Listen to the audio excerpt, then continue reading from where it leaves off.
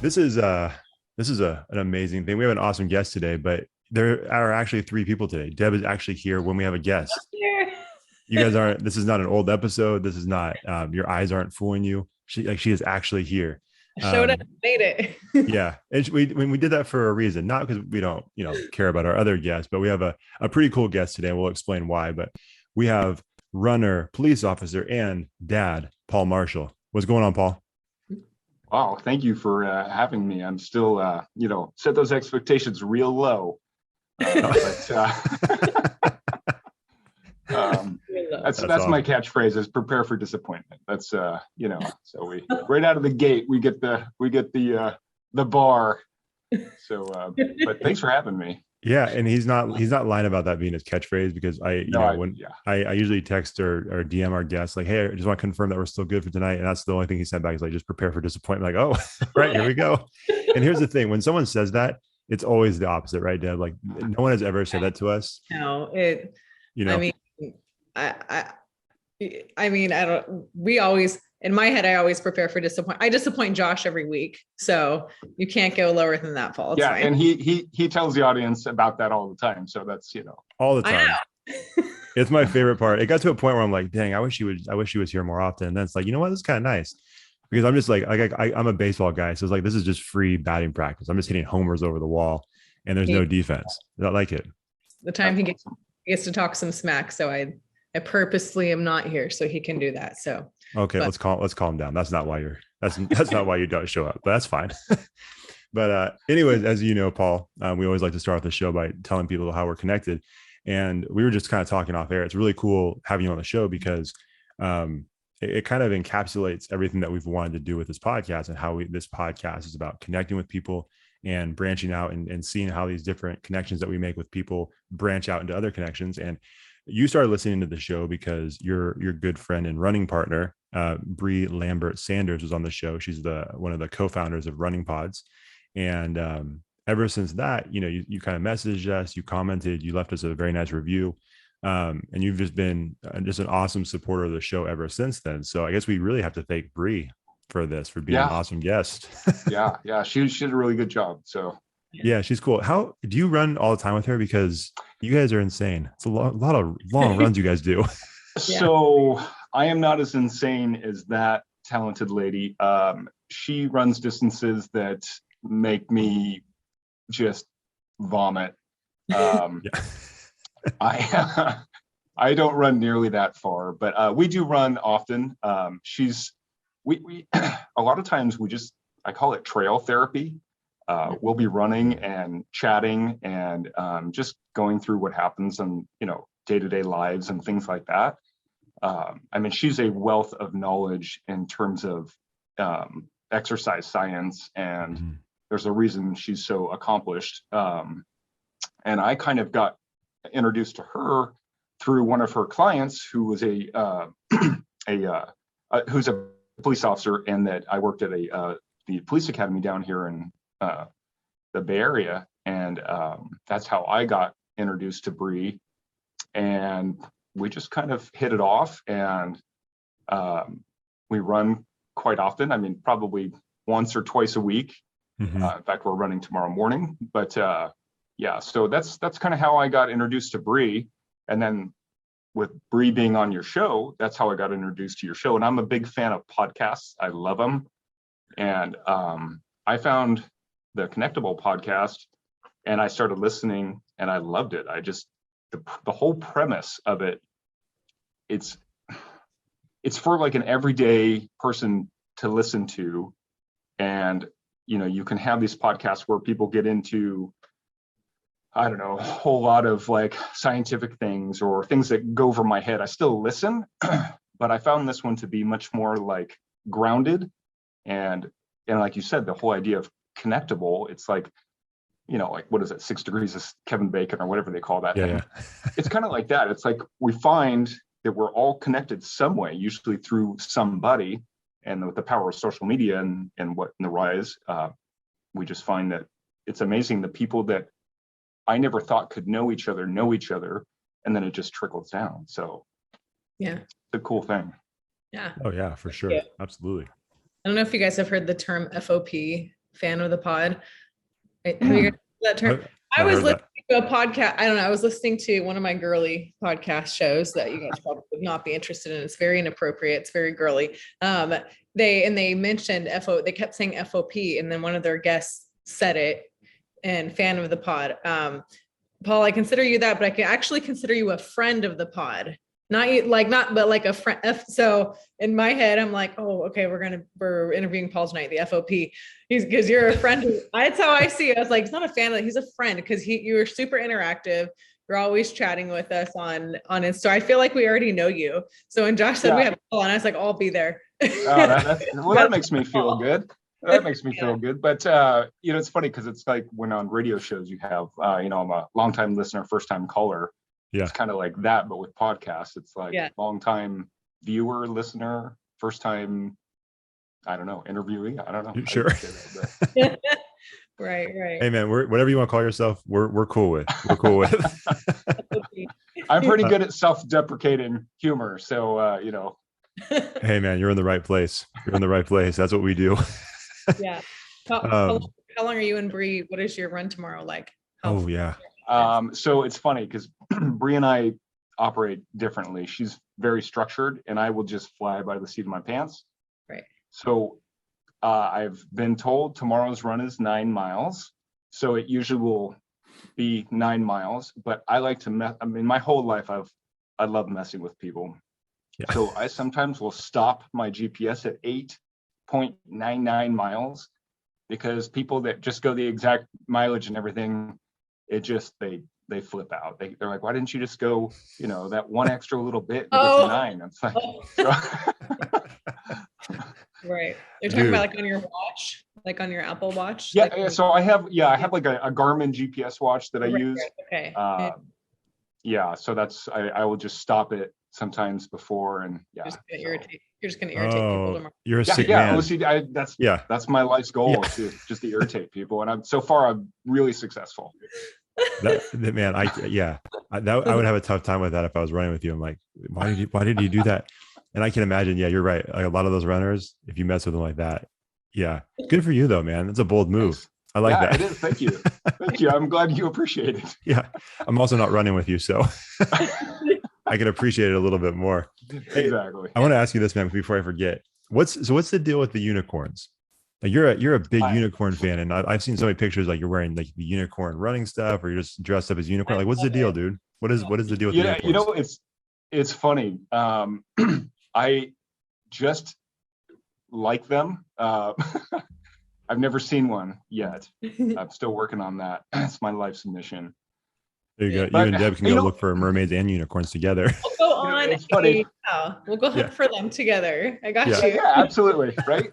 You got your mermaid tail. I've got my unicorn horn. I think we're set. But I just, it's funny. I'm not afraid to like things that specifically other men might see as kind of silly. I love cats. I consider myself not so much of a collector, but but I have a bunch of guys. I have a bunch of cats. Yeah. And it's just funny to me. I post about cats.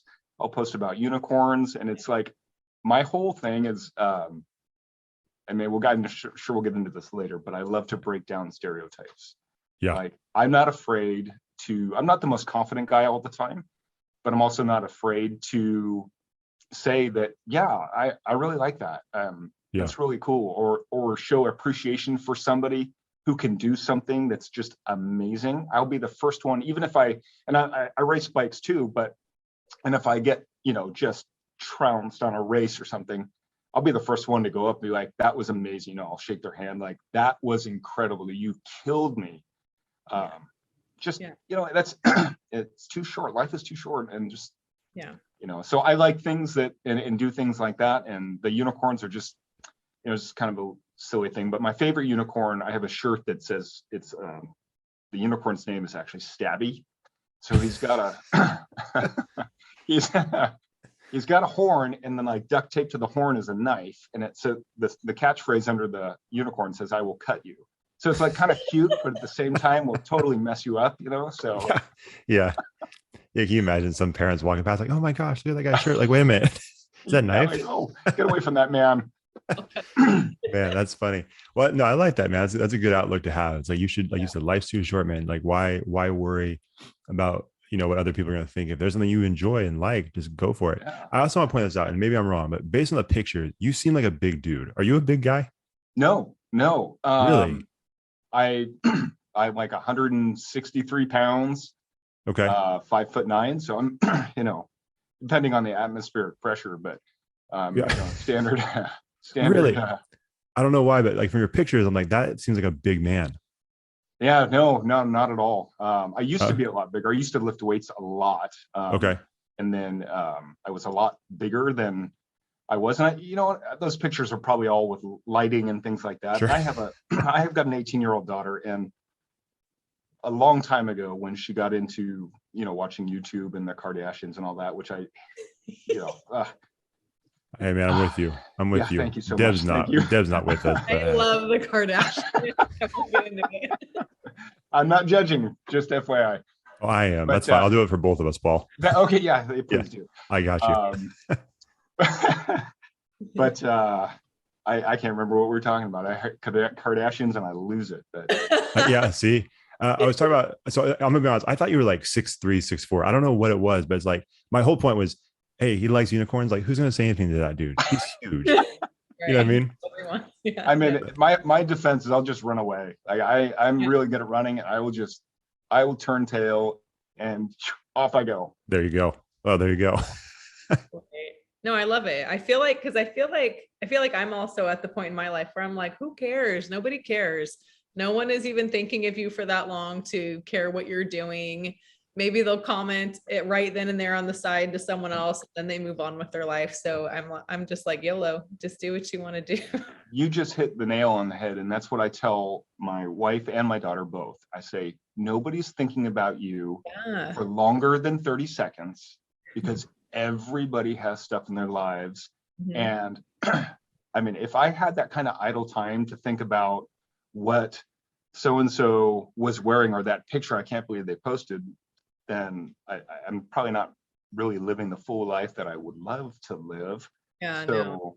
Yeah, it's interesting, that statement too. And I always tell people that, like, nobody's thinking about you as much as you think they're thinking about you. Yeah. 100%. 100%. But we can't help it though. It's weird though. You know what I mean? Like we just can't help but do it. Right. And it sounds rude. Like if you say that to someone, like I've said that to my friends, people are like, no one cares about you. They're just like, what? And I'm like, no, I'm saying it like, just do what you want. Like no one's going home and losing sleep and talking about, and even if they are, who cares? What is that to you? Like, just, are they living your life for you? No, you can do what you want. And yeah, it's a hard thing. I love talking about that stuff, about, talking about what people think about you and people caring about you and how to let that go. And just, who cares? And it's a process. I mean, it's a process we're all going through. If I could tell you that I didn't care what people thought about me, then I'd be the biggest liar ever. I mean, just like when I left a review on your podcast, and it's like I typed so quickly, and I've got, I don't know, maybe large fingers for a little keyboard or something, and it's like I get things out so quickly, and I want to get what is in my brain out, and then I think like, oh my God, I left a word in there, like it just, as fast as I did it, but I was like, you know what? They don't care. Who cares? People are going to understand. They get it. In fact, if I send like an email from my phone, it'll say, please excuse any typos, fat fingers, tiny keyboard. That's just the way it goes. So. Yeah. Yeah, no, that's true. Well, and yeah, I think it's kind of an interesting segue into this. I know this is something we talked about, or we kind of chatted about a while ago. But this whole idea of not being concerned about what people think of you, or the stereotypes, like you had mentioned before. You are a police officer, like I said. Obviously, in this time in our culture and in our world, that's a lot of weight to carry around with you, because there are so many stereotypes, a lot of negative stereotypes, and depending on what side you see it from. I can't even imagine, what that would be like walking around every day, trying to do your job, because there is so much that, people are placing on you, when it comes to their view of you. So, I mean, that's a big question, but I mean, that's kind of why we're here. I want to hear your perspective, man. So like, what is it like? Let's start this. Like, why did you become a police officer? And then what is it like dealing with that right now in this current climate?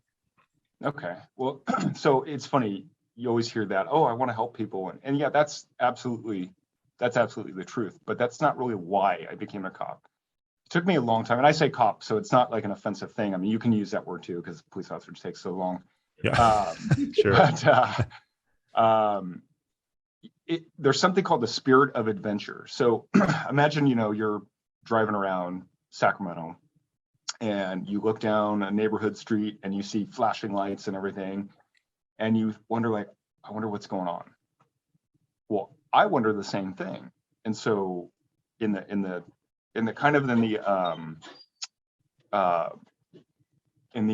spirit of it, what they call the spirit of adventure, it's like you are kind of looking to find the answer to that.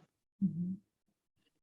So it's like you get to actually know what's going on. So it's you kind of get to be in the know. Yeah. Does that make sense? Yeah, absolutely. So that was kind of a special thing. And that's really an actual reason there's an actual term that's like the spirit of adventure. So it's not, every day is not the same, but you also get to kind of know what's happening when not everybody gets that opportunity. Yeah. Right. That's interesting. Yeah. Interesting. So what is it like now though? Like, obviously sometimes that spirit of adventure, it takes you on a wild ride. So like I said, especially in this current climate, like what is, how do you handle all of that? How do you handle that pressure, the stereotypes, all those things?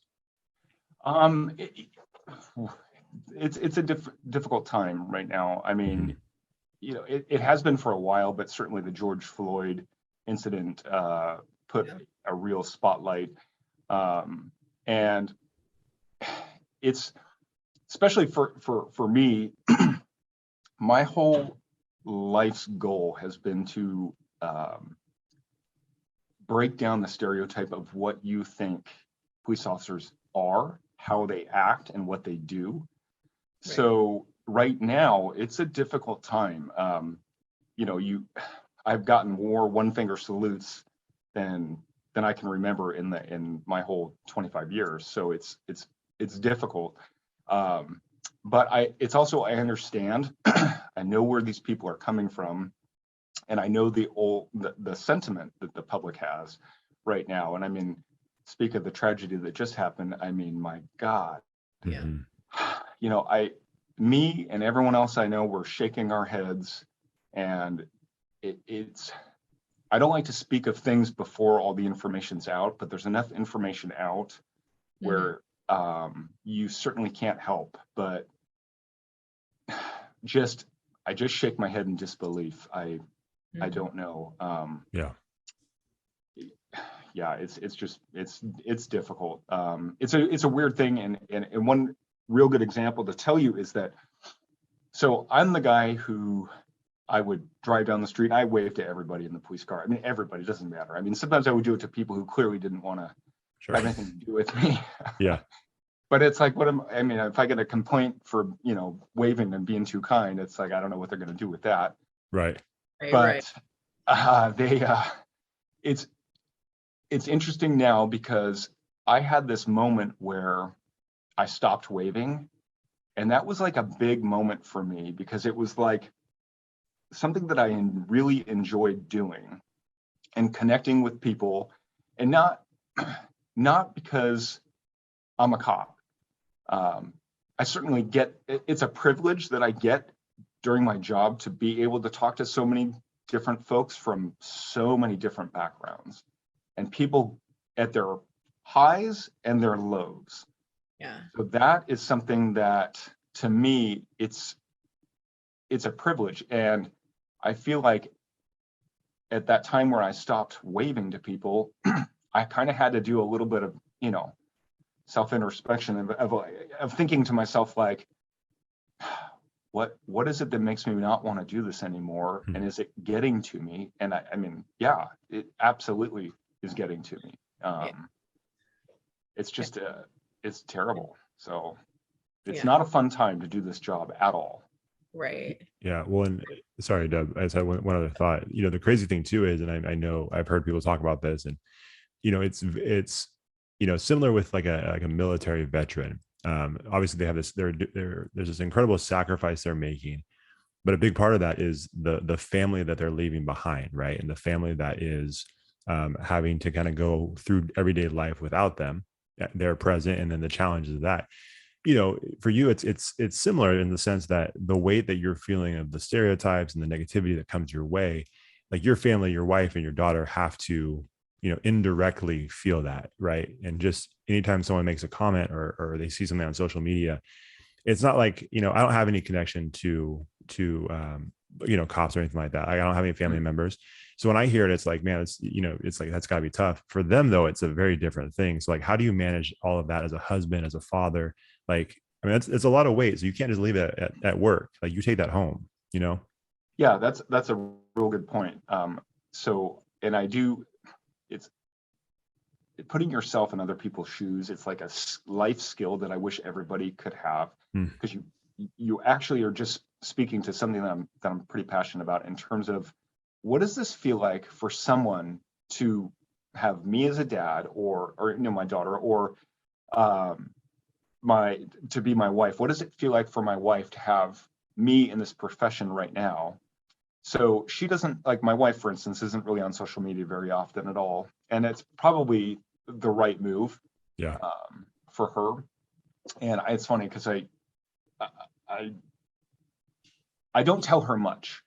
And I don't tell my daughter too much. And it's not for fear that they can't handle it, but there's really no reason to keep hammering it home every time, something happens or somebody says something to you. And it wasn't until recently, like where parents, we see little kids and they're fascinated by, all the stuff that we wear and everything in the car with the lights. I mean, it's fascinating. It doesn't matter if you're, 5 years old or you're 25, you look, because it's kind of neat.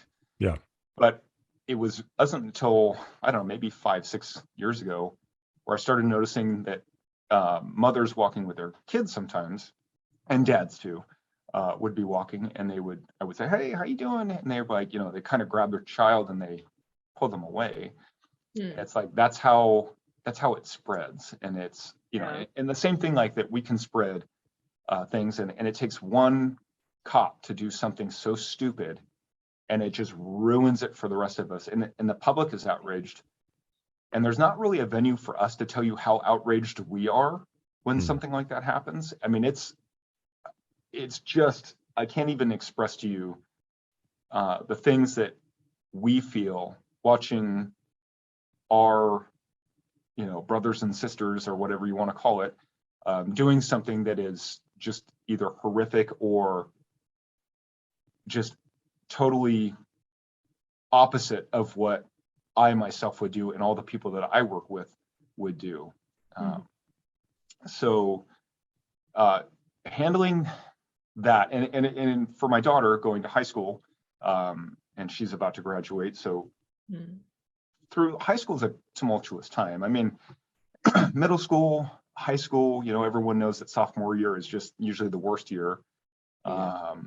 And for her, having George Floyd through most of it, it was difficult because her friends would come up to her and say, like, well, we know your dad's not like that.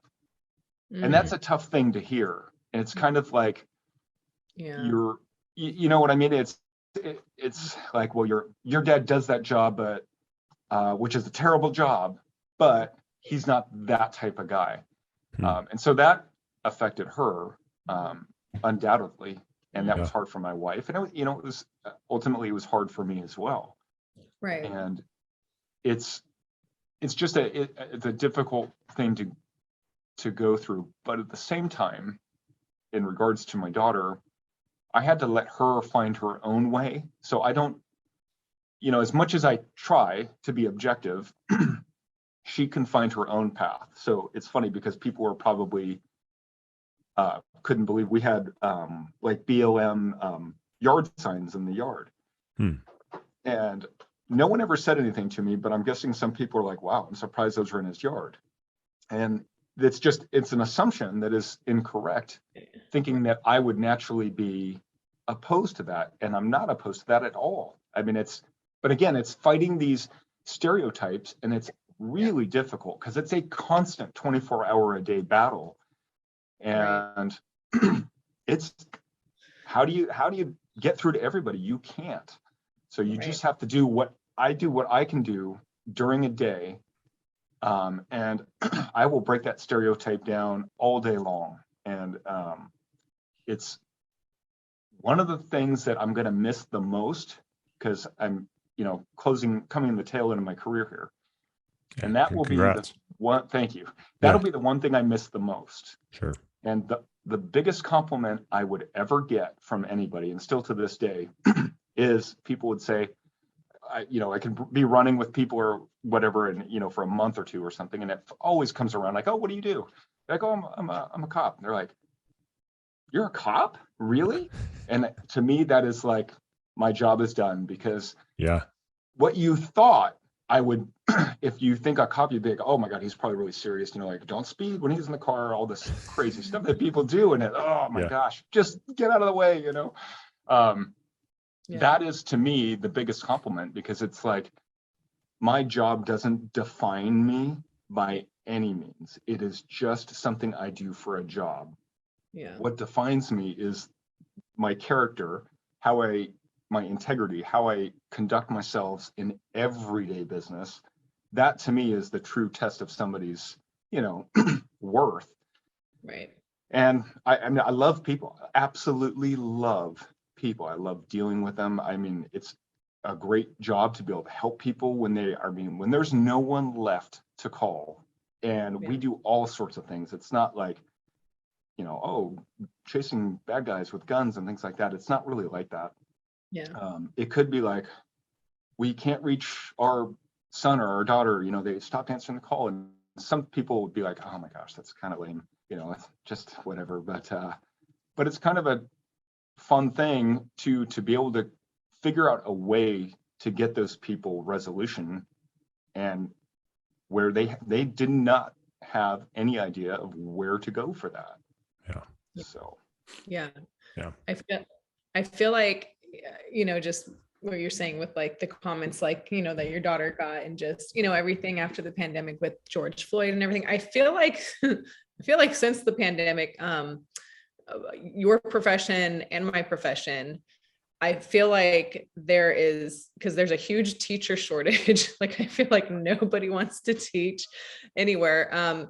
Is that the same with cops right now? Because I feel like you guys, not only is it a tough job already, putting your life at risk, and there's just all kinds of things, but like, you guys have been through that negative connotation of everything happening.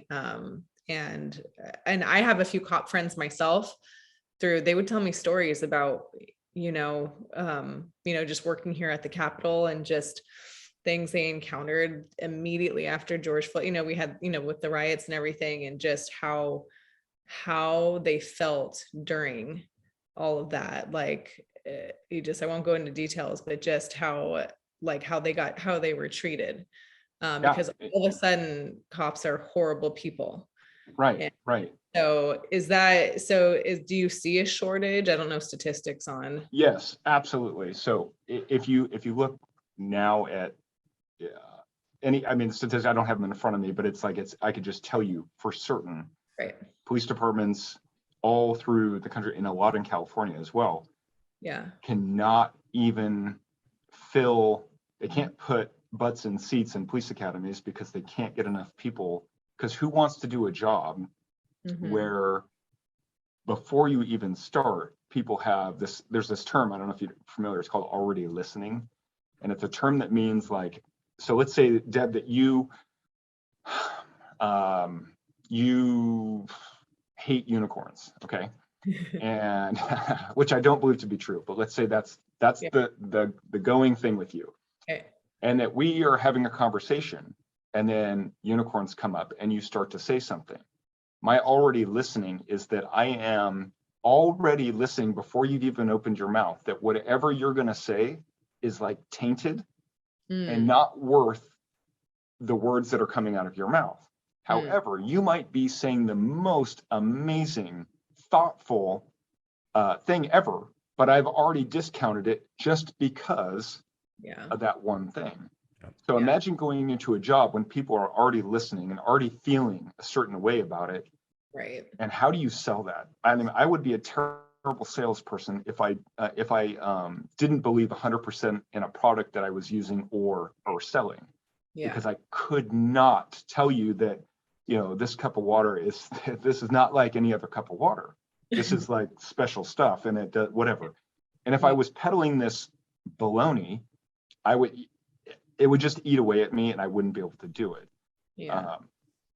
So back to the question, police departments are absolutely hurting for people, and we're hurting for people who are of good moral character and just good people that will make good calls and have good judgment. And you would be surprised that is not as readily available out there as one would hope. And that's just the reality of the life that we have here. And you still need to be choosy. It's just like medical school. I mean, you would not take a guy or a girl who's flunked medical school several times and be like, okay, we're going to give you this, we're going to give you another chance, and we're going to put you right in there and go ahead and grab your scalpel. You're just not going to do that because you haven't shown, I mean, I've seen some botched procedures. I think that probably was the case, but you just haven't shown that you're up to the task. And I feel now that this task, the goal line keeps getting longer and longer and longer, and it's wearing people thin. And like I said, it's who would really want to do this anymore? And that's a scary thing. And I feel a little touch shameful about saying that, but it's an absolute question that needs to be broached in terms of, why do you want to do this? And do you know what you're getting into? It's different now. It's not like it was. That's and I like what you said, Deb, too, about the parallel between the teaching and being a police officer, because I think, I've said it before on this podcast, very similar to what you just said, Paul. It's like, I think there is, teaching is such a important job. Being a police officer is such an important job that it really, just from the outside looking in for both those professions, I just don't feel like it should be something that's only like a half-hearted thing. It's like, oh, that seems kind of cool. It's like, I don't know, that's not going to fly, I don't think, because I think eventually the wear and tear of both of those professions are going to break you down. And then what happens when you get broken down, right? Like, you don't know how you're going to react to that. You don't know what kind of person you become in those situations. And so it is kind of a catch-22 there, right? Like, you need more people to do those jobs, but you don't want just anybody. Like, you don't want someone just to be there and fill the seat. Absolutely. And teaching too. And I've told Deb this before, I have a profound respect for teachers. I come from a family of teachers. My wife's a teacher. Our friends are teachers. My daughter said she wants to be a teacher. Bless her. But it is an ultimately thankless profession a lot of the time. And it's the same thing. So there are definite parallels to that. I mean, you deal with kids and I deal with kids, and you deal with parents and I deal with parents. And sometimes I would rather deal with the kids than the parents. And I'm sure that's probably true for you as well, because, everybody expects you to fix something when they're not doing anything. And it's like, we hear of all these tragedies and everything and be like, what can be done? What can be done? And it's kind of a silly answer that I give, but it's like parenting, try it. You can't just you can't just birth a child and then claim to be their mother and father and then not actually do the work. And it's not fun a lot of the time. But if you want to make a good person, you have to put in the work and you have to show them and lead by example. And it's such an important thing. And I know that, it's just like role models. And teachers are role models. And a lot of times police officers are role models, and firefighters, don't even get me started. They're always role models. Everybody loves the firefighters, right? But they're all good looking. And that might be the clip we use. Like, hear what Paul has to say about firefighters. There's always this battle. And again, I like unicorns. I freaking love firefighters. I mean, there you go. Yeah. So that's awesome. I'm going to get a whole lot of heat if anyone were to see that, but that's the truth. But but sometimes, in these professions and everything, you have to deal with there's always negative aspects that you have to deal with, and it does take a tear. I lost for words, but it takes its toll, is what I'm trying to say. Right. And you have to be cognizant, and you have to have people to keep you in check and tell you, like, hey, you're being kind of why don't you go and take some time or whatever. And I mean, that's a lot of the reason I like to exercise, and I like to run, and I like to ride my bike as fast as I can. Yeah. Because I owe it not only to myself, but in that profession, just as like teaching or any profession, you have people that are counting on you to be who they need you to be. And if you don't take care of yourself, that's how can you even do that? I mean, physically, it's important to take care of ourselves. Like, we all like to do that. Well, mostly, but mentally, it's just such a strong therapeutic thing to do. And then, like I mentioned before, running with Bree, sometimes it's trail therapy. It's just I just need to get it out. I need to exhaust myself. I don't want to think about anything for the next hour, and then just enjoy the pain a little bit, and then it's like it sets you free. That's what I try to teach my teenage kids every year. I try to tell them. Yes, they just don't listen. Yeah. They don't listen. Can I ask you a question? Would you have listened to yourself if you came back? If Deb now came back and talked to 14-year-old Deb, would 14-year-old Deb listen to Deb now? Oh, hell no. I mean, especially not with Paul. Neither one of them would show up. Let's be honest. No one would show up to that meeting. We know how this goes. It's like, Deb, I was supposed to meet Deb. No one's going to show up for that. They would be meeting at different times, different places, and that conversation would just never happen. No, I mean, with exercise, like I've been an athlete my whole life, but like with other things, like, oh, heck no, for sure. So for some of these kids, like the exercise portion is just like non-existent. It's either not in their family, or maybe it is in their family, but they have no interest in it.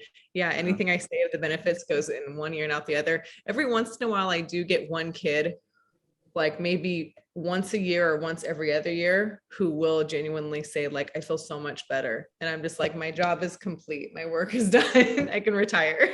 That's amazing. But the fact that you get that validation from a child, to tell you that. And like I said, it's a thing. I've always done this. If I can go back and find my teachers from way back when, I will go and talk to them. I'd be the first one to be like, hi, thank you so much for all those things you did. And you said this, and it really helped me, even though, sometimes people will, in my profession, I'll answer somebody's questions sometimes, and I don't feel like I really did very much at all, but they'll be like, oh, thank you so much. Thank you so much. And it took a long time for me to feel like worthy of that thanks, because I sit there and think, like, I didn't really do anything at all. In fact, you asked me a question, I just kind of told you one thing, and then I kept repeating it in different ways. But to them, it was what they needed to hear at the time. And there's something about that where I have to just accept that it meant something to them, and just accept it. And maybe it's, other things. I've always had a hard time accepting compliments, and it's just something that I struggle with. And it, who knows where it comes from, right? But it's just one of those things that I've tried to get better in my life about saying, thank you so much. Like, when we were talking before, and I said, that makes me feel good, that you showed up for the podcast finally. Thank you. But we'll always wrap this thing right there. That's perfect. It's a perfect way to end it. Slam. Boom. That's awesome. He's a true friend of the pod when he can make fun of me. That's absolutely right. No, I think that's awesome, man. And you guys both touched on that, this idea of, if you can help one person, if you can, Paul, like you said, you're running with someone and they're like, dang, you're a cop. I had no clue. Even that one thing, years ago when we were doing the Character Combine podcast, and we were doing this Character Combine event, we gave away a book. It was called One in a Million. And the whole, just the broad view of what that means is like, if you have the ability and the opportunity to impact one person's life, then hopefully that impact is so impactful that they go out and then affect people that they come in contact with. And then those people pass it along. And then if you track every person that was impacted because of the one person that you impacted, hopefully by the end of your life, you've in an indirect way have impacted 1 million people. Right. And so it's very similar to what you guys are saying. It's like, even if you have, it may seem insignificant, right? Like you want to break every stereotype for every person that comes in your world, but it may not be realistic, right? But if you can affect one person's view and then they pass it on to someone else and it affects them, it's like, it's actually a really powerful thing affecting just one person, even though it may not seem like it at the time. That makes a world of difference. It's funny. I've never thought of it that way before, but that's a pretty profound thing. Yeah, you're right. It's one little fracture, and that fracture just starts to spider web, and then by the end you've done a whole lot. Yeah. I never really thought about it like that, but that's amazing. Actually, that's a hell of a premise for a book as well. Yeah, but I don't know if I have, if I have a copy of that book. I gave a lot of those books away. If I have a copy, I'll send it to you. It's a really thin book. It's about obviously coaching, sports and stuff like that, but I mean it applies to every, teachers, cops, whatever your profession is. It applies to everyday life. But parenting, like you said, like, that's the crazy thing about, I'm new in the parenting game. Our oldest is 3, but it's very, very easy to start seeing how decisions you make will affect their lives positively or negatively. And then if you just look ahead, it's like, man, this could, you can see why it would happen to people, and why people have, in some cases, such messed up lives, is because it goes back to the parents, negative impact, or maybe they didn't have any impact at all. You know what I mean? And well, so, yeah, it's the whole term of stopping the cycle. And right. My mother was an alcoholic, and she died when I was 23, but she was, the whole 23 years that I knew her, she was an alcoholic, and it was a very tumultuous time to grow up with that. But also, she was like the best mother ever. So it's an interesting dynamic. I saw so many things wrong with how she conducted herself, and especially raising me, and with my dad. My dad was an airline pilot, and he was gone all the time. And so anytime, of course, it's like Murphy's Law. He's gone and the dishwasher starts, shooting flames or whatever. That stuff always happened. And so it was I have 2 older sisters, and by, when everyone was able to get their driver's license, especially them, they were, they could escape, and I couldn't escape as easily. So I was sometimes the wrath of my mother. I felt that, but I also decided to stop the cycle. And have I been a perfect parent? No. There's been times where I've just been enraged, and it's a shameful thing, but I also know to say sorry, take accountability for that, and then vow to make a change and not do that sort of thing again. And I'm lucky because my daughter's the most compassionate girl ever, sometimes to her downfall. But she does understand, and she realizes that, it's kind of an interesting thing. You've talked about parenthood. Kids need to see their parents as who they are, but not the, like we spoke about the K family, the Kardashians. And I had to tell, and I had this this aha moment when I was telling my daughter about social media and Instagram and all these things that, that make you think something is the way it is. But I said, how deep of a family conversation can you have when there's 3 camera people, somebody holding a boom mic, a lighting person that's saying, oh, we got to do this again. My light's not so good right now. And it's that kind of taking your perspective and shifting it a little bit. And what would it look like if you were behind the camera? You would see the real thing, you know, the real life of what this. So it's important for her to see me with my faults.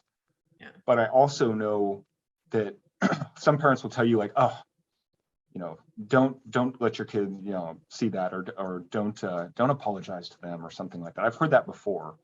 I think to me, that's just not a healthy way to go about it. I would rather them see me do something or have said something and be like, okay, I'm sorry I you know, got upset for that moment or whatever. I stressed out and you didn't deserve to be on the receiving end of that. And I make sure I'm not going to do that again. Yeah. Our kids see everything. People don't give them enough credit. Yeah. Just like for you, Deb, in the classroom, you could be doing something and there's kids that are looking. You might not see them looking at you, but they're watching you all the time. And I know you know that, but it's like, it'd be amazing to see if you could find out exactly how much they see and the things that they think about you from what they've seen. And that's something that's, you have to really peel back the layers and then, you know, open yourself up to all sorts of criticism and things. And, you know, it's going to be a little bit hard with the younger crowd too, with no filters, but we're always a work in progress. Right. And like you said, the whole goal is to show people that, you know, I will take accountability and I will do things and I'm not perfect. And I'm also not going to hide that I'm not perfect. Right. But I'm seeking to be the best version of myself that I can be. And, you know, there's so many things, you know, live your truth and all these, you know, ad hoc, you know, statements that people make and whatnot. But I don't know, to me, it's just you know, be a good person and just know that there's people watching. And just like in police work, when I used to teach at the police academy, I would tell them there's a camera somewhere filming everything you do, everything. Right. So conduct yourself like there's a camera watching you. And some people forget about it in the heat of the moment. They you know, they lose it. Right. But the same thing, it's like you have all those classrooms and Josh, your 3-year-old is watching you and taking in way more information than you thought possible. And it's just knowing that it's just like when we drive, it's funny. My daughter does this funny thing when somebody kind of cuts her off in traffic or, you know, moves her without signaling, and she'll be like, oh, hello. You know, that's her. Or oh, hi. That's her response, you know, and it's like, I don't suffer from road rage a lot of the times. And but that's her response. And it's just funny because that's what she either picked up from somebody. And it's like, she's, you know, doing her own thing. But I don't know, it just makes me laugh when I think about that. That's cute. That is I'm going to try to start doing that because I say things when people... we all do. I mean, honestly, we all do. But it's like, you know, there's some days, and that's the thing. That's the truth of our lives is some days I'm in the mode where I can be like, come on in, you know, join the party in lane 2 here. Yeah. But then there's other times where I'll be like, you know? Yeah. Right. Depending on the mood, right? Yeah. You know, all 5'9" of me, you know, and 160 pounds comes out like the Hulk. So it's too late, man. I've followed you too long on social media. You're still like 6'4" to me, man. So I'm not gonna. Yeah. In Josh's brain, you're just this big giant guy that could easily crush him. Yeah, there's just like dunking basketballs and fighting people. Oh yeah. Yeah, I just palm them and just. Yeah. That's how I see it.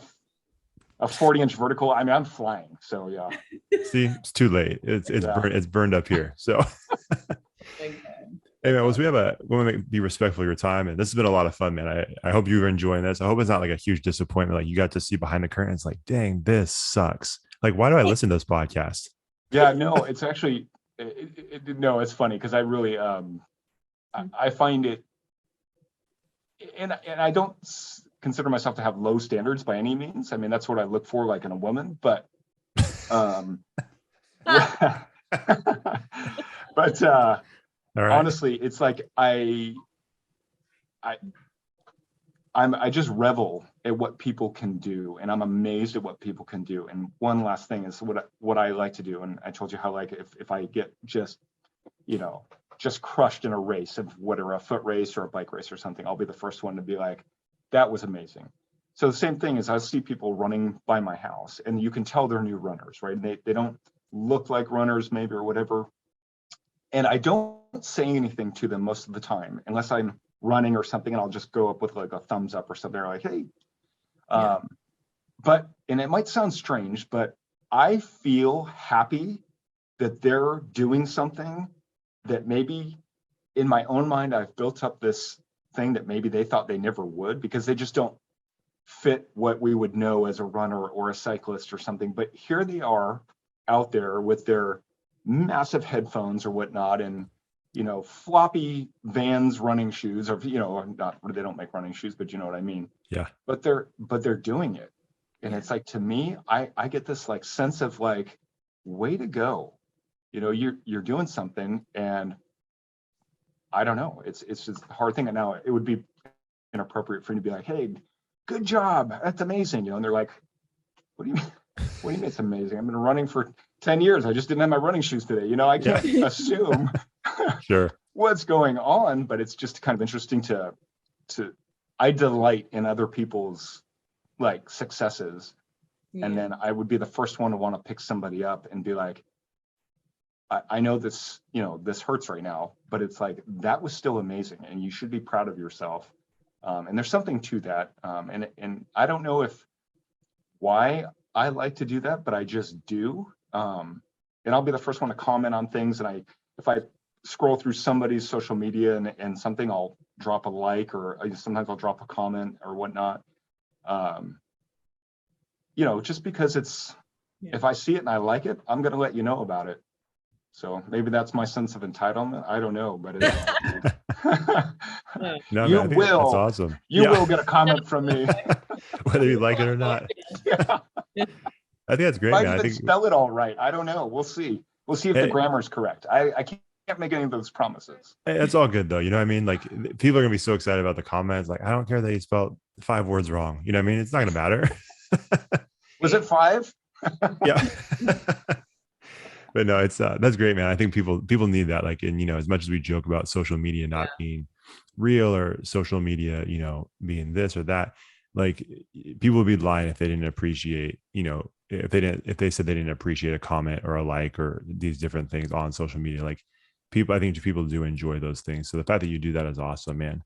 Thanks. Yeah, in a couple of weeks you'll have more time because you'll be retired. Like, what are your plans, man? Like, what do you have? You have any big trips or anything? Or I have to send my daughter off to college in New York. Going to New York. Wow. Yeah. Okay. Good luck, man. Mean, and here I am touting that I'm some great dad, and my kid's trying to get as far away as possible from me. Literally across the country. Yeah. So yeah, that's going to be kind of I retire at the end of July, and then I'll wrap that up. And then, it's been good. I'm ready to be done, and I'm ready for that next step. And I'm sure I'll end up getting another job totally unrelated to law enforcement. I'm done. I want to close that chapter and be done with it. But I really love people, and I love being around people. And so I'm going to do something in that field that I can do. But I just have these, like, my running goal is I'm actually going to be in your town on December 4th, running the CIM marathon. Oh, awesome. Yeah, cool. Because I want to try and qualify for the Boston Marathon, but also for the New York City Marathon, because if my daughter's going to be in New York, it'll give me, she's probably going to, oh God, here comes Dad. Yeah. But like, Dad, go away. But yeah, so that's kind of my plans, and that's, again, running with Bree and everything too is certainly it benefits me greatly for that. But that's awesome. Yeah, so I got a kind of a busy summer coming up, and then that's about it for me. Nice. That's cool. CIMs, you'll have fun with the CIM. I've done it 4 times at a much slower pace than you do. I can guarantee you that. You know what though? Everybody has their own pace, and that's another thing too. When it comes to sports or biking and everything, everyone goes, "Oh, I wouldn't run with you. You're going to run too fast or something."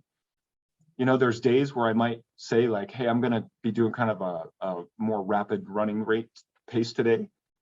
But there's other times where I would not go running like and just leave somebody behind. I've been in those shoes before where I'd be like, oh, I guess you're riding off over there. All right, I'll catch up.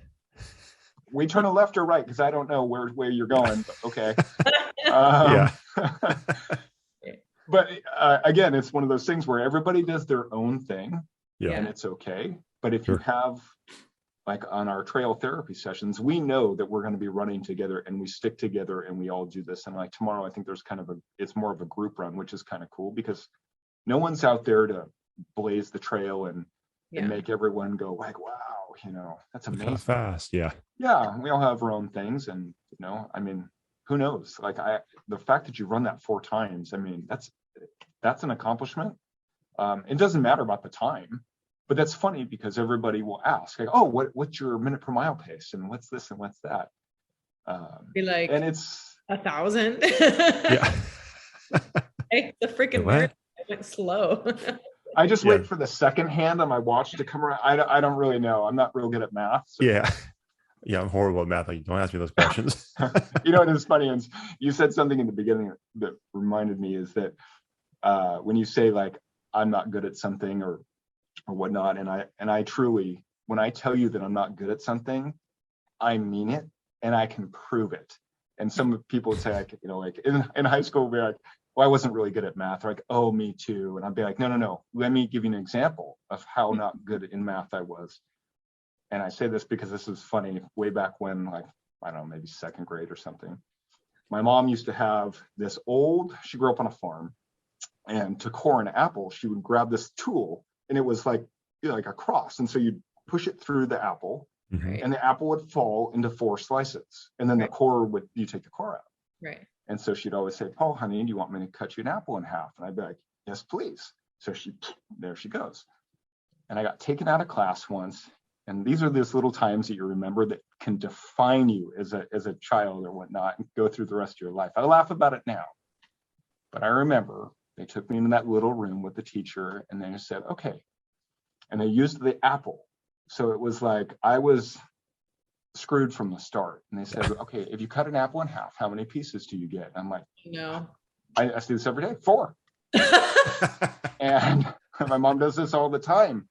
And I think it was from that point on during math class, I got taken out and taken to a different room for quite a long time. Reevaluated. I think I had an IEP. I'm not sure, but that's awesome. That's so funny. But it's just funny. It's just that one little thing, but it's like, So don't ask me any mathematical equations or when train A left the station and train B. It's like, I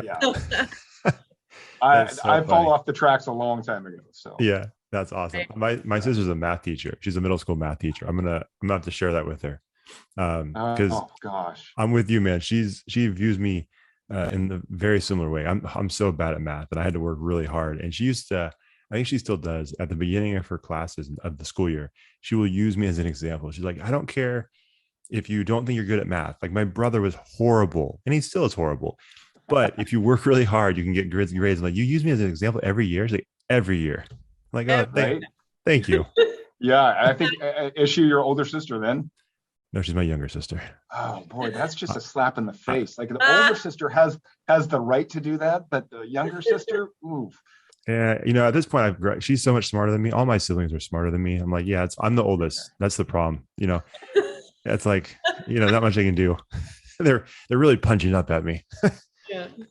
But I actually told my brother one time, my youngest brother, we were talking. He's like, man, you can't be that bad at math. I said, I'm similar to you. I'm like, I'm not going to tell you that I'm bad at something if I'm not truly that bad. And I made a joke. I basically told, this is not appropriate, and I apologize for anybody who this might offend, but I said I'm like one step away from having like a math disability. Like I'm bad, and he took that seriously. And so he was talking to my mom. He's like, does he really have like an issue? Like no, man. I'm just saying I'm bad at this. But he was going around like for like a month thinking that I had like some kind of disability where I couldn't do math. Like that was a bad joke. It was a bad joke. I shouldn't have.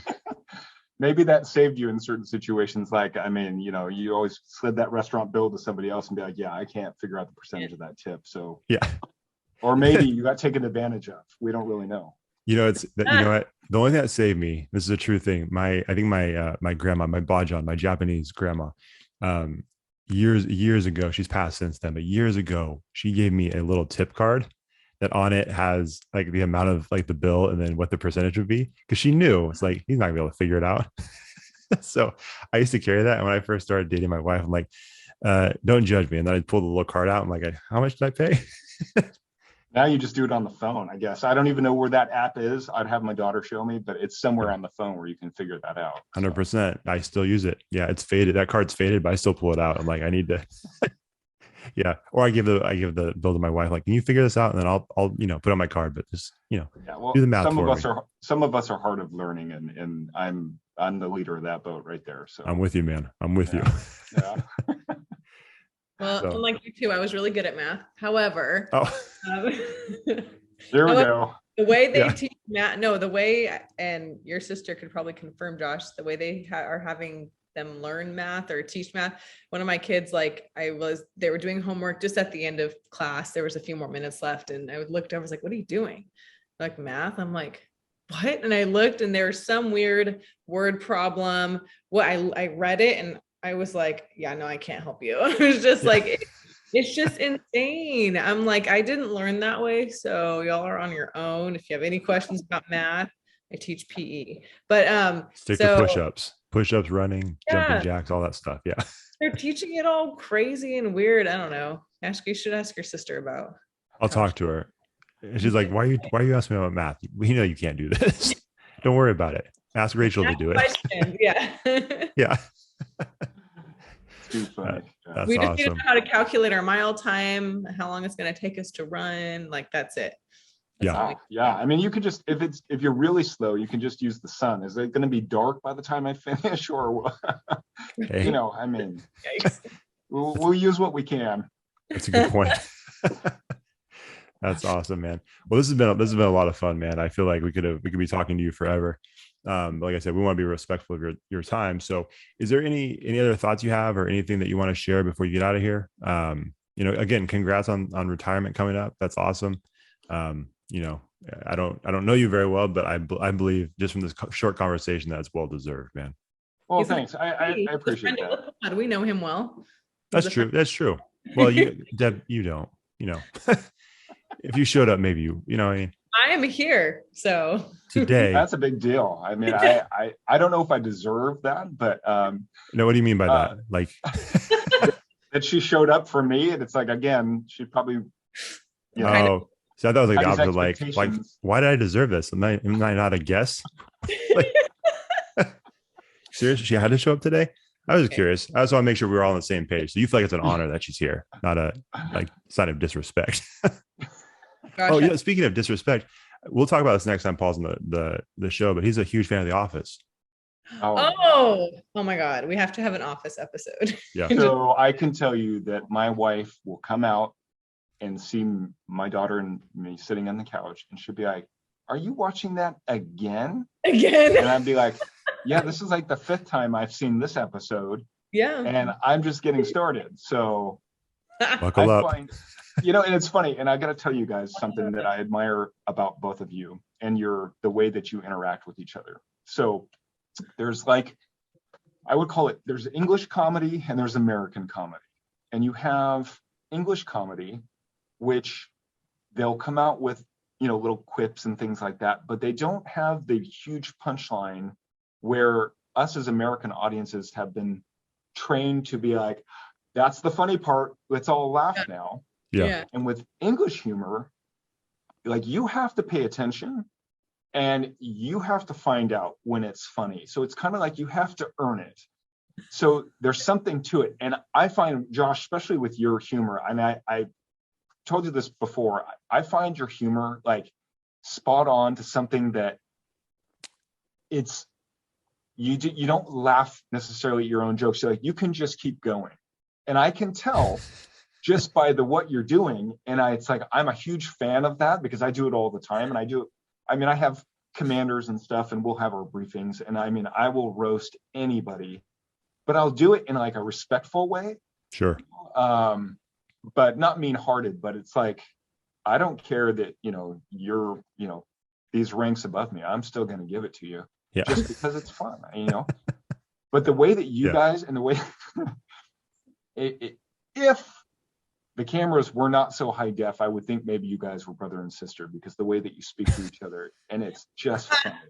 It's funny. And then and with Deb's podcast, the other one, like the Not Here to Judge and everything too, the same thing. I find the humor, like between you and some of the guests that you have, it's like, it's just funny and it's engaging, but it's like, there's no punchlines or anything. It's just like, here's what I'm saying. I think it's funny. I hope you find it funny too. And if you don't, well, you don't. So too bad. You can't sit with us if you don't think we're funny. Right, pretty much. Right. Yeah. Don't tune in. Yeah. If you don't like it. Is that like the best compliment ever, Deb? I don't know. You know what? I will leave you this one little thing, and then so this one story that I have that. So are you familiar with the movie Jerry Maguire? Tom Cruise, and he writes that whole, like, not a manifesto. I think that's kind of got a negative connotation, but he writes this whole dissertation thing. And when I was kind of new, I was kind of like a late comer to Facebook, and I had this interaction with a guy, and he was at like a graduation on the university campus, and he was a local kind of guy, and we had several interactions with him, and he's a drunk and a heavy drinker, but he'd always been kind of a nice guy. Anyway, we got this call that he was interrupting this graduation ceremony, I think it was. And so I went over to him, and he was a vet, and he would do this thing where he would sing cadence. So, we'd tell him to scram sometimes, not scram, but we would tell him like, hey, you need to go or whatever. And he'd be like, left, right, left, and doing all that kind of stuff. So this one day, I happened to be the guy and the officer that responds, and I'm talking to him, and he's grabbing food and all this kind of stuff, which, it's just a human need, right? And it's not the worst thing in the world, but you can tell that he's from the streets. So I take him, and I immediately I'm like, hey, his name was Donald. And I'm like, Donald, let's sing some cadence. And, I was felt a little bit funny, because what are people thinking? But I didn't care at that point. So he's singing, lefty, left, and doing all that kind of stuff. I can't even tell what it was. But we go to the outer portion of the campus and whatnot. And I was like, all right, Donald, I'm like, it was good to sing with you, and have a good day and whatever. And then he turns to me and he says, brother, can I have a hug? And I'm in a full police uniform and everything. And I paused for a second, and my pause was like, my immediate reaction was, I want to give him a hug. My pause was thinking like, am I allowed to give this man a hug? And I'm like, what? It's a basic human contact this man needs at that very moment. And so I gave him a hug. I gave him a full hug, not like a side pat, those guys, that kind of thing. I wrapped my arms around the guy. He wrapped his arms around me, and we probably embraced for a good 10 seconds. It was a big hug, And then he kind of released or whatever, and he had actually had a tear coming down his eye. And then he turned, and then he walked away. And then I noticed there were security cameras and everything, and so I went back, and I thought, you know what? It had a profound effect on me, that I just did something that I never thought I would do in the profession, being a cop. Because there's so many things, so many red flags. People say, oh my God, what if he did this? What if he did this? At the time, though, it's like I used every amount of human intuition I had. And I knew that that's what he needed in that very moment, was a hug. So I took a picture and got a picture from a video. It's kind of blurry, but you could tell it was me. Most people could tell it was me. That's actually how I noticed my hair was thinning, because it was going from the top. But so I took this picture and I put it on Facebook.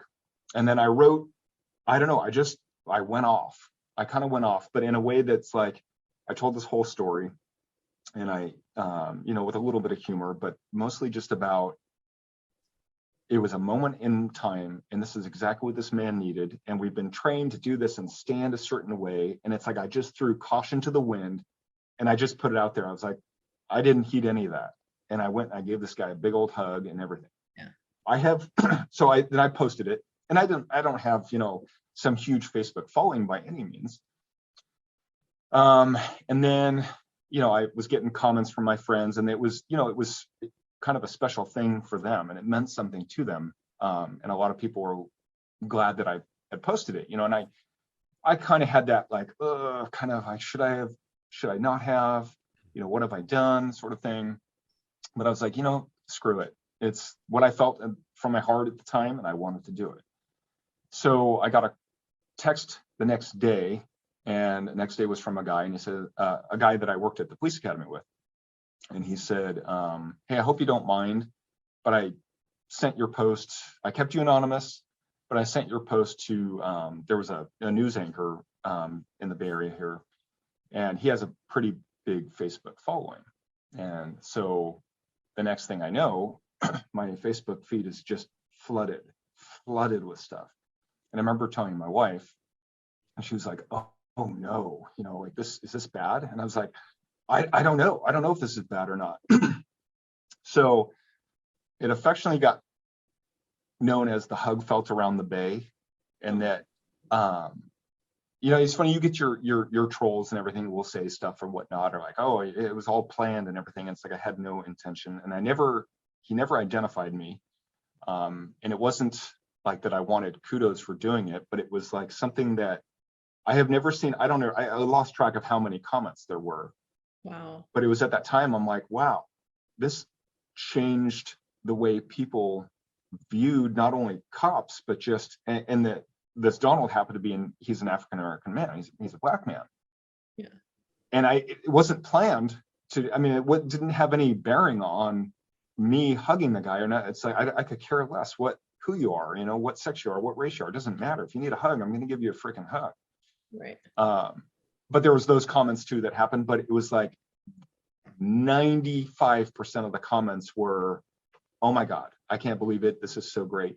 You know, and that made me feel really good, because it was like, I went with my gut. I did something that I knew needed to be done, and totally opposite of what people think that I would do in that scenario. And then it's like, that started me down the path of doing things differently, knowing that in my job, I'm seen certain ways that I can't control, but what I can control is what I do with that power, you know, that kind of comes with that, right? And how I conduct things. And I have a hard time, like I said, I would be a terrible salesman. I have a hard time of promoting things, because I feel silly or a little bit selfish of like, you know, I mean, it was only, I took selfies for fun and stuff like that, just to, you know, somewhat just for fun and stuff. But I had a hard time taking selfies for a long time, but it's the same concept. I don't want, what do I deserve? What have I done that you want to see my face over here or whatnot? And so it took me a long time, but then I realized, you know what? People just want to hear good things and hear good news. And so then I made it my mission to kind of do that. And then I, not to drag the story out, but that started kind of another thing, is that we were having people that wandering around without shoes and everything. And I wear a size 13 shoe. I should be 6'4", but I'm not. Okay. Yeah. God gave me big feet with a short body. But we had this a gentleman come by one time, and he said, oh, you guys got my shoes, and you took my shoes and whatever. And our property person wasn't there. And this guy had size 13 shoes. And so I said, hold on a second. I might have some shoes for you. Because he's like, I can't find shoes that will fit. So I live like 5 minutes from my work. So I raced home real quick. My daughter was there, and she had bought me shoes for Christmas, these black, like Nike shoes. And I stopped her real quick, and I said, hey, kiddo, would it be okay? I have a guy that has the same size shoe that I do, and he has no shoes right now. Is it okay if I give these? And she was like, of course. You know, and awesome. The empath that she is and the compassionate kid she is. Yeah. And so I raced over there, and this guy that had no shoes and everything, he suffers from some mental illness, and we've since had interactions that have been good, and some have been, you know, strained and whatnot. But he literally stopped when I brought out the shoes, and he was looking at them, and he goes, "Are those size 13?" I go, "Yep, they're size 13." And then he took them and he says, "Are these going to make me run faster?" And I'm like, "They make me run pretty fast, so here you go." And he got a tear in his eye, and it was like, I don't know what it was, but then I got tears in my eyes, because it was like he was so, in that moment, so happy to receive shoes. And I told him, I said, "My daughter gave me these shoes and she said I could give them to you." And he just lost it. And so then from that point on, I started this whole campaign. I was taking silly pictures while out biking, just because I had friends that were taking like these glamour shots, and I was mocking them, and just having fun. Yeah. And then people said, "Oh, you should make a calendar." And then I thought, "Oh, okay, yeah, you know what? I'm gonna make a calendar." So I did. And then I ordered, like, I think I had to order a minimum amount, and it cost like $500 or something like that. Yeah. And then I thought, what did I do? Like, I just did this for fun. These pranks are starting to add up, Yeah. And then I took the calendars, and people were saying, can I have one? Can I have one? And I was like, I'll pay for them. And I said, oh my God, how am I going to charge you for silly pictures of me? Right. And so then I was like, I have these calendars, my friends and everything want them. And I was like, how can I spin this? How can I make myself feel like this is a worthy thing? And so I said, how about this? How about you donate? I'm going to start a thing where I buy shoes, and I, for homeless people and people that just need shoes. I love that. And then it went off like wildfire. And I mean, I had to do like 2 orders of the calendars and everything. So anyway, the point being is that that's nice. The outpouring of support, I mean, boggled my mind. And in fact, I had to tell people, like, oh no, please don't send me any more money. Don't send me any more money. Wow. I started to stress me out, because it's like, now I opened up this thing and I have to deliver. Yeah. So I was going to Target and buying, but the thing that I told people, and I posted a few times about it, and I would show them, giving a shoe. And it was only if I asked the person, hey, is it okay if I take a picture and do a post about this? And the reason why is this. And I would tell them. And some of them said, I don't want you taking my picture. And I'm like, totally understand. Here's the shoes. Have a great day. And then, so I did a few of them. Yeah. And then I thought, people are just going to have to trust me. I mean, they sent me their money. They're just going to have to trust me that I'm doing this. Yeah. And one interesting story with the shoes is I got to share is that, so I was off duty driving home, and I had my whole trunk of my car was just full of shoes, and they were like $15 at Target. I kept going and buying them out. I had white and blue. They kind of look like Vans knockoffs, but they were great. So I saw this guy, and he lived in this car, and I gave him a pair of shoes and everything, and he was like, "Thank you so much. Oh my God, thank you so much." And then I drove home. Well, the next day I was at work, and I happened to be driving by, because I live 5 minutes from home. I'm driving by and I see him. I pull over and stop, and I roll down the window, and he looks at me, and I said, "Wow, look at those shoes." He goes, "Aren't these amazing?" And I said, "Yeah." I go, "I didn't know you were going to wear them so quickly." And he kind of stopped, and he kind of looked at me, and I go, "I'm the guy that gave you the shoes yesterday." And he goes, "You're a cop?" I said, "Yeah." I said, "Yeah." And he goes, "Oh my God, I didn't know that." He's like, "These shoes are awesome." And then he like literally struck a pose, and he steps, and I got my phone. I go, "Can I take a picture?" He goes, "Yeah." And he does this, and he had this shirt. I can't remember what it said, but it was something kind of cute. And it's cute. He stood there, and he was beaming with pride that he had these shoes. And I was like, okay, that's awesome. That's all I need to know. So you talk about making a difference that can go places. Yeah. That's my whole life's goal, was to do something like that. Break down the stereotype of being a cop, number one. Right. And then do things that other cops may not do. Right. But doesn't mean because they just don't, not that they're bad people or they don't want to, but right. I just felt real confident in doing something totally different and outside the realm of what most people know. And, I mean, it was great. And I don't know, it's something that if that would intrigue somebody to just help somebody else down the line, then it's like, okay, job is done. I mean, I did what I could. And, and then my daughter, of course, got to be a part of that. And that was something awesome. meaningful to her. And Right. so that's awesome. We can all use a helping hand, and no one ever knows what somebody is going through. And my whole thing is just be nice. Just be nice. You don't have to be rude or anything. And just like when you get a telemarketer or I have to order like medicine online or on the phone. Yeah. And I'll chat it up, because it's like, here's somebody who's maybe sitting in a cubicle and who knows, maybe they're having a grand old time, but I'll ask them questions and things like that. And it's like, maybe I'm impacted that person's day, but I'm sure as hell going to be as nice as I can and do what I can to make somebody have a good day. So that's my premise that I live by. And that's awesome. That's what I like to do. I love it. It's a good story motto to end on. It's great. Oh, 100%. Yeah. We can't top that. So we're No, that was good. No, that's an incredible story. I love hearing that, man. And again, that's why we do this podcast, is we love to hear great stories like that. We love to hear people that are doing amazing things. And obviously, the running, all of these different things, cycling, being a cop, it's awesome. We love hearing those stories, but like the stories like that are the ones that have even more impact, and hopefully that story inspires someone else to do something similar or reach out to someone that can do the same thing. So then that's awesome, man. Consider it done. I mean, that's something that, like you said, that's doing it and then posting about it, and that's how you get it out. And I've come to terms with that, or talking about it on your podcast. It's the same thing about, if it changes somebody, then like I said, then I will give those, like I gave those calendars away and everything like that. It's like, because it made a difference. And it was silly. And, there's some of my calendars are hanging in like public legal buildings in places like across the country that every once in a while I will get somebody that will come back and